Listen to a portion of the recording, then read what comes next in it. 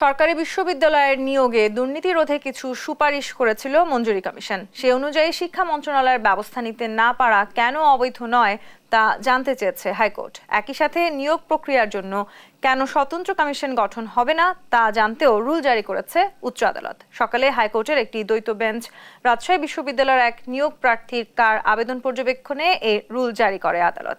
2019 সালে রাজশাহী বিশ্ববিদ্যালয়ে শিক্ষক নিয়োগে আবেদন করে দুর্নীতির কারণে নিয়োগ না পেয়ে হাইকোর্ট আবেদন করেছিলেন ভুক্তভোগী। এই রিটের শুনানি আজকে ছিল, সেখানে মহামান্য হাইকোর্ট শিক্ষাক্ষেত্রে দুর্নীতি প্রতিরোধে বিভিন্ন সময় বিশ্ববিদ্যালয় মঞ্জুরি কমিশন বা ইউজিসি কর্তৃক প্রদত্ত রিপোর্ট এবং সুপারিশ অনুযায়ী শিক্ষা মন্ত্রণালয়ের ব্যবস্থা নেওয়ার ব্যর্থতা বা নিতে না পারা কেন অবৈধ ঘোষণা করা হবে না এবং বিশ্ববিদ্যালয় শিক্ষক নিয়োগে কেন স্বতন্ত্র নিয়োগ কমিশন গঠন করা হবে না মর্মে জানতে চেয়ে মহামান্য হাইকোর্ট রুল জারি করেছেন।